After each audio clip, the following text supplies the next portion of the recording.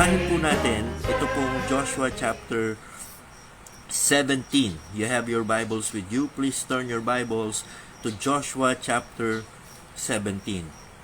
At ang babasahin po natin dito ay mula verse 12. Basahin po natin mula verse 12 hanggang dito po sa verse 15. Hanggang 17 na basahin natin. Okay, verse 12. Yet the children of Manasseh could not drive out the inhabitants of those cities, but the Canaanites would dwell in that land. Yet it came to pass when the children of Israel were waxen strong that they put the Canaanites to tribute, but did not utterly drive them out.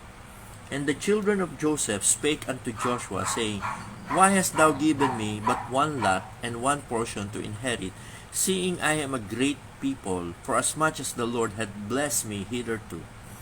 And Joshua answered them, If thou be a great people, then get thee up to the wood country, and cut down for thyself there in the land of the Perizzites and of the giants, if Mount Ephraim be too narrow for thee. And the children of Joseph said, The hill is not enough for us, and all the Canaanites that dwell in the land of the valley have chariots of iron, both they who are of Bethshean and her towns, and they who are of the valley of Jezreel.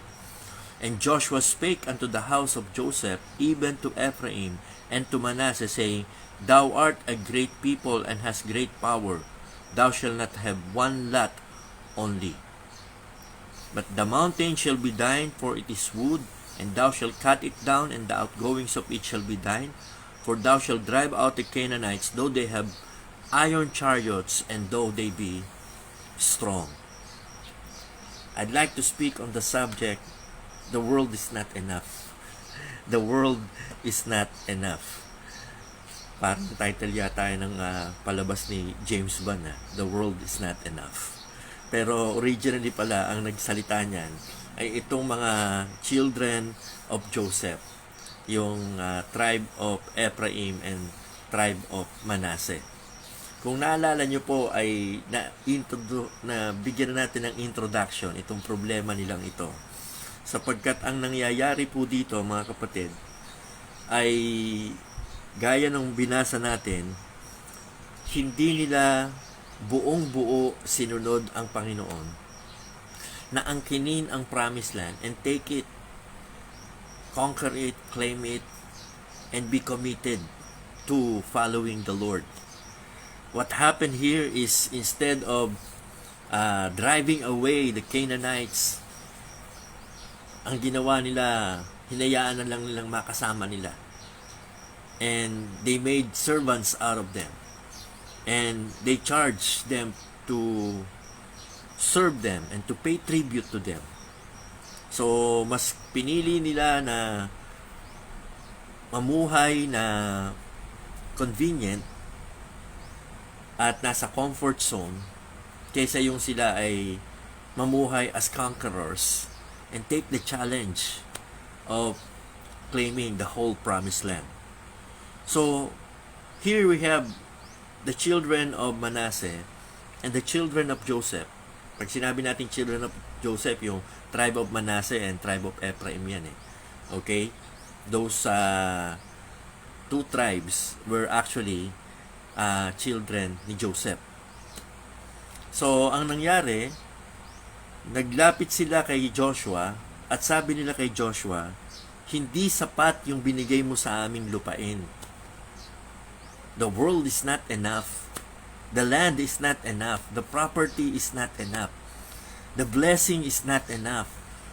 What we possess is not enough. We are not satisfied with it. We are not contented with it. Does this sound familiar to you? Napakaraming Kristiyanong ganyan. Yung pinagkalooban na ng Diyos ng property, hindi pa raw sapat. Pinagkalooban na ng Diyos ng possessions, hindi pa raw sapat. Dumating na ang blessings, hindi pa raw sapat. Buwan-buwan na lang, may reklamo sila, hindi raw sapat. Lagi na lang kulang, lagi na lang konti, lagi na lang hindi daw nila mapagkasya. So, sabi nila kay Joshua, bigyan mo pa kami. blessing. Bibigyan mo pa kami ng lupain. Bigyan mo pa kami ng property. The world is not enough for us. We are so big. We are so great people. Di kami kasya doon sa lupain binigay mo eh. So, titingnan natin dito mga minamahal. Ang problema sa ganitong mindset, sa ganitong attitude, sa ganitong sistema, ano po? So, sabi sa kanila ni Joshua, if you are so numerous, then why don't you do something about it? Kaya po, here are the 3 problems na makikita po natin dito sa children of Israel. Especially and particularly sa children of Joseph. And why the world is not enough for them. Why were they not contented and satisfied with what they have? And if you are going through this kind of ordeal, na you think na hindi sapat kung anong meron ka, at kulang lagi ang pagpapala ng Diyos, and you were asking the Lord to give you more, like the children of Joseph who were asking Joshua to give them more, think about it. Maaring ito ang problema. Unang-una, the problem was they have the problem of possession. That's the first one. The problem of possession. Look at verse 12 and 13 again.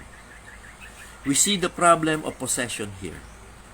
When I talk about possession, I'm not talking about of simply material things. But what I mean is that they failed to possess what God has given them. Binigay sa kanila ng Diyos yung lupain. But they failed to possess it, to claim it, to commit themselves in conquering it. They failed to inhabit the land that God has declared was theirs because they allowed the Canaanites. They compromised with the Canaanites. And instead of driving them away, what happened is they allowed these people to join them. Sabi nga ng katwiran ng mga unbeliever, if you cannot beat them, join them. So that's what they did.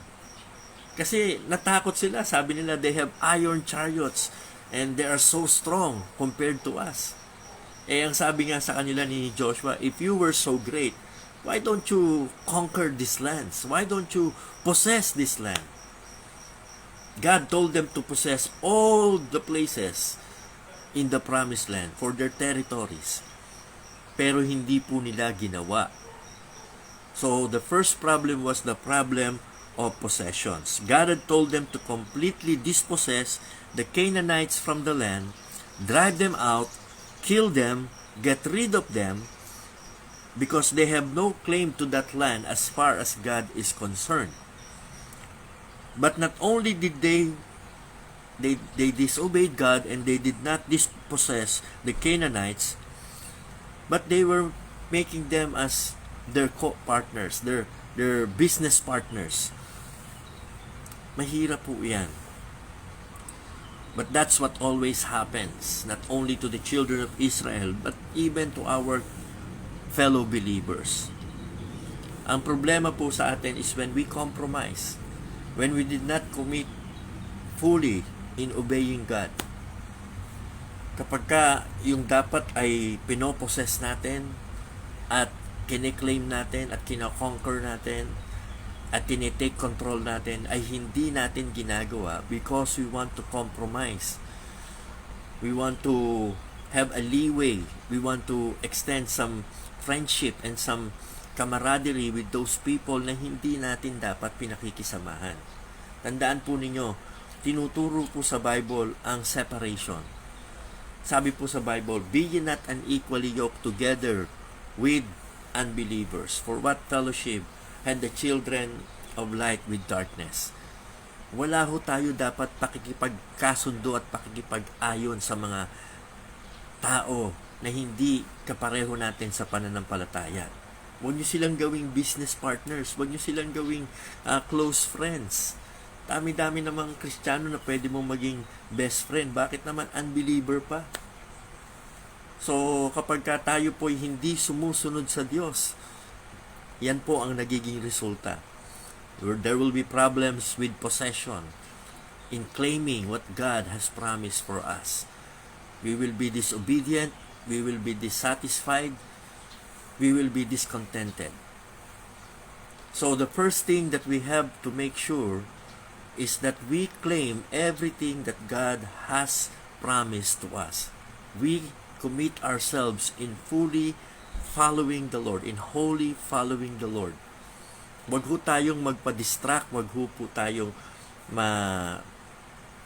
hadlangan itong mga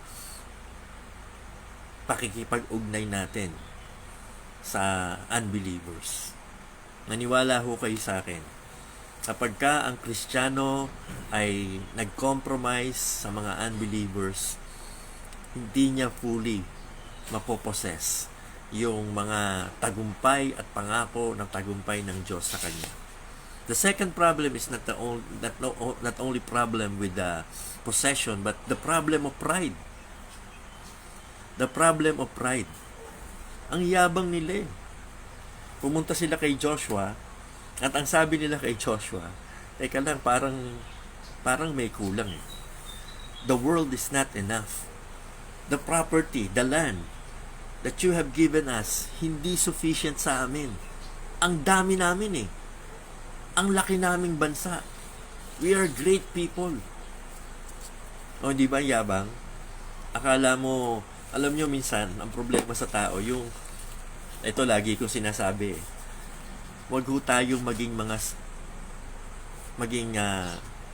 alam nyo yun, yung meron kang sense of entitlement, na para bang you deserve to get the most.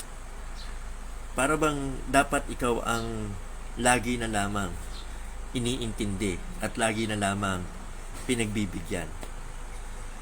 Ito'y attitude ng mga spoiled brat eh. At yung mga spoiled brat people, yung mga self-entitled people, ito yung mga tao na akala mo, ang tingin nila sa sarili nila napakataas. Sabi nila kay Joshua, kailangan namin ng mas malaking lupain because we are a great people. So, ang challenge sa kanila ni Joshua, if you were so great, then why don't you do something about it? Eh, marami pala kayo eh. Malakas pala kayong bayan eh. E di take over, take control, conquer the land. Pero hindi. They want other people to do it for them. Ito ang problema. Kapag ka gusto natin ng pagpapala, pero ayaw nating gawin yung ating part. Gusto natin merong ibang gagawa para sa atin. Instead na tayo ay mag-serve, we wanted to be served. Hindi ho pwede sa gawain ng Diyos ang ganyan. In the kingdom of God, in God's economy, you want to be blessed, you do something about it. You have to take control of your daily activities and make sure na ang ginagawa mo ay ma-assure mo na ang pagpapala ng Diyos hindi mo nasasayang.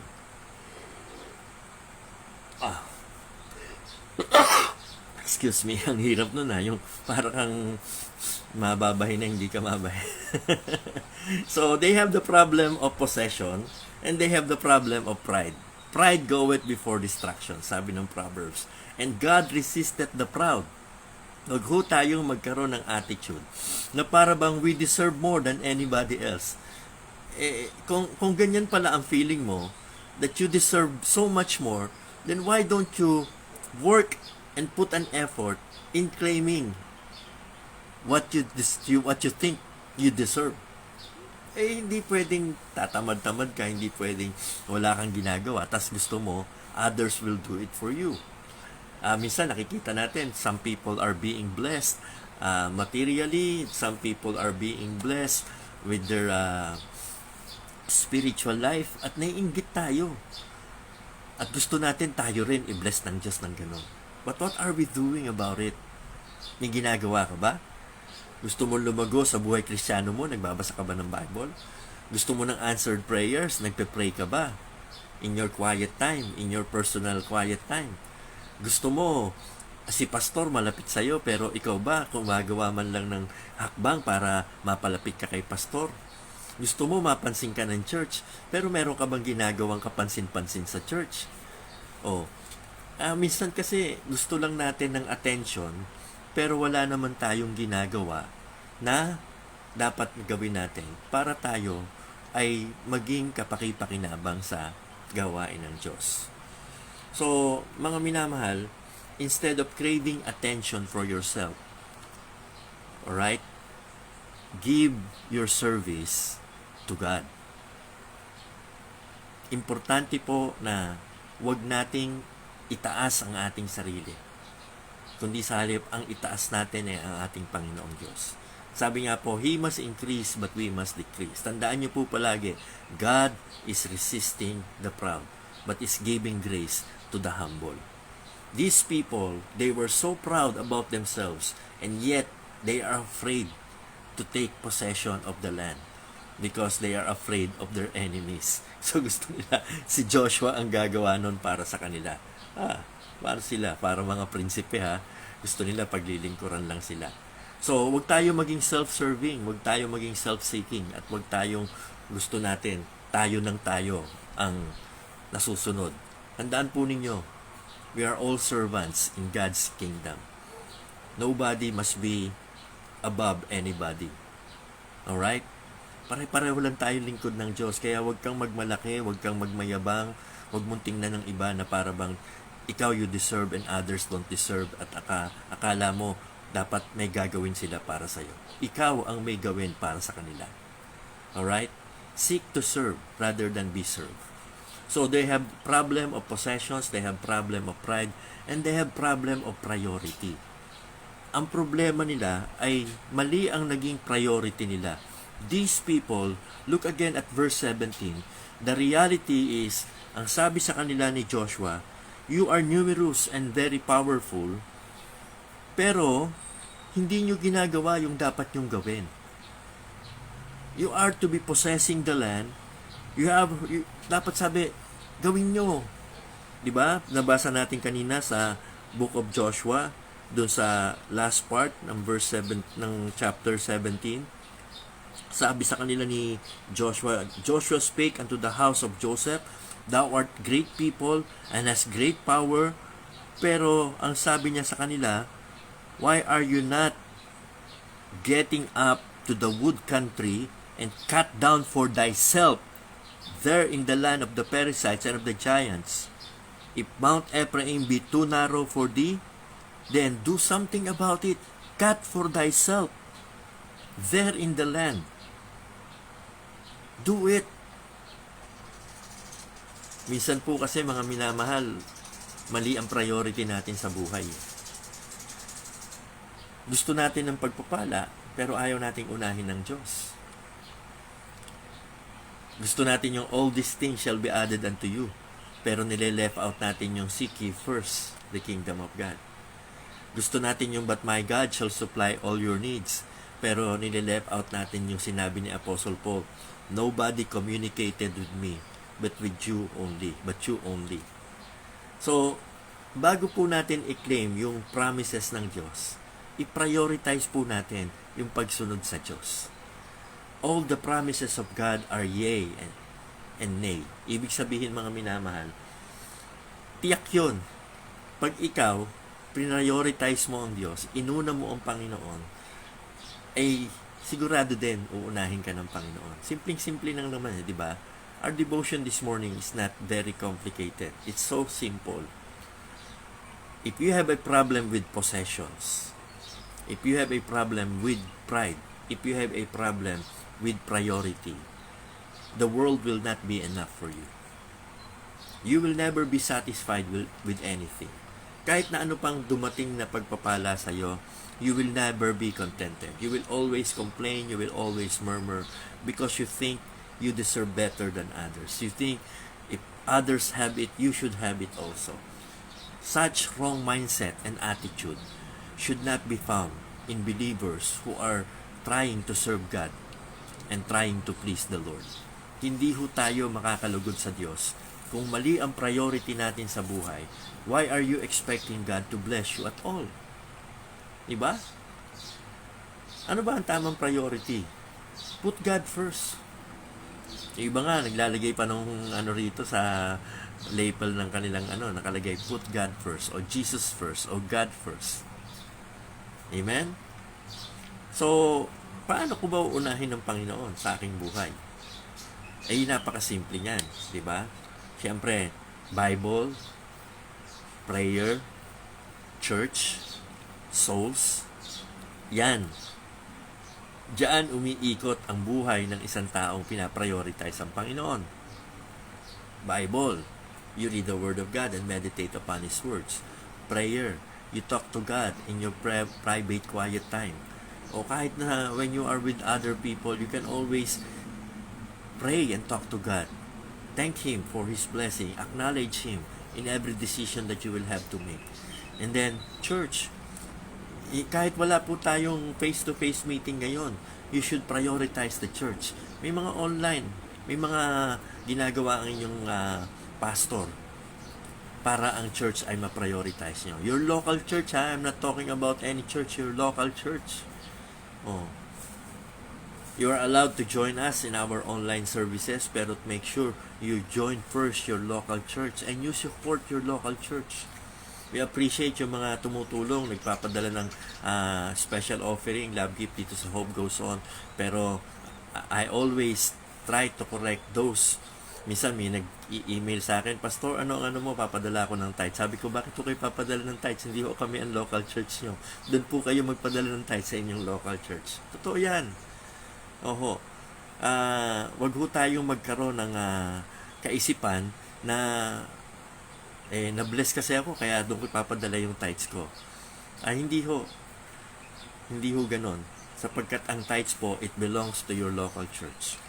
At pati po yung loyalty and support sa inyong pastor. Minsan natutuwa ako kasi sabi nung iba, Pastor, nabe-bless kami sa iyo, kaya pwede ba ikaw ang pastor ko? Hindi ho pwede. Ang pastor nyo ay ang pastor nyo. Kung saan kayo nag-a-attend ng local church, you help your pastor, you love your pastor, you support your pastor. I-prioritize nyo. Oho. Na sila ay inyong maging talagang priority nyo sa inyong support. At tandaan po ninyo mga minamahal, we are here for souls. We love souls. We want to serve the Lord Jesus Christ and love the souls for whom He has died for. Ang priority ng children of Israel is conquer the promised land. Ang priority natin is to go into all the world and preach the gospel to every creature, wherever you are. Alam nyo, naniniwala ko kaya maraming Pilipino sa buong mundo ay sapagkat gagamitin ng Diyos ang mga Pilipino to spread the gospel to all the world.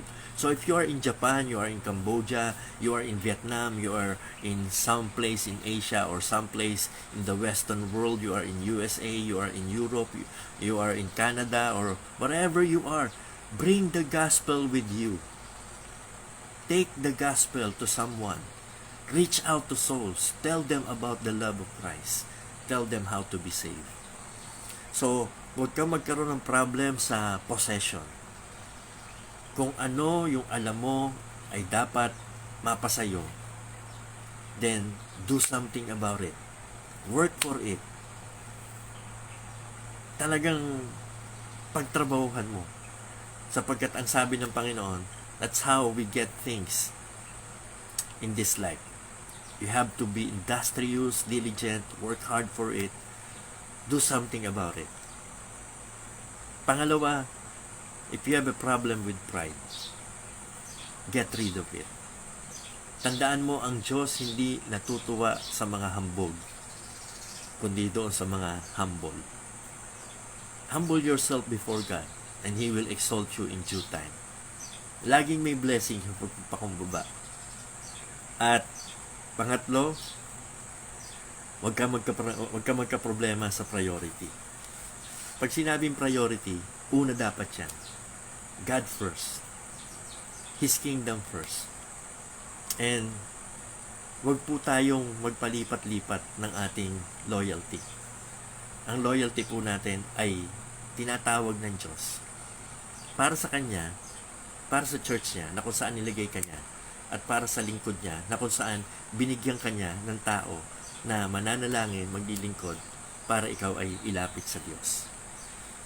Dito po sa Hope Goes On, ang hangarin natin is that all the world, especially those we will be able to reach, to know Jesus Christ as their Savior.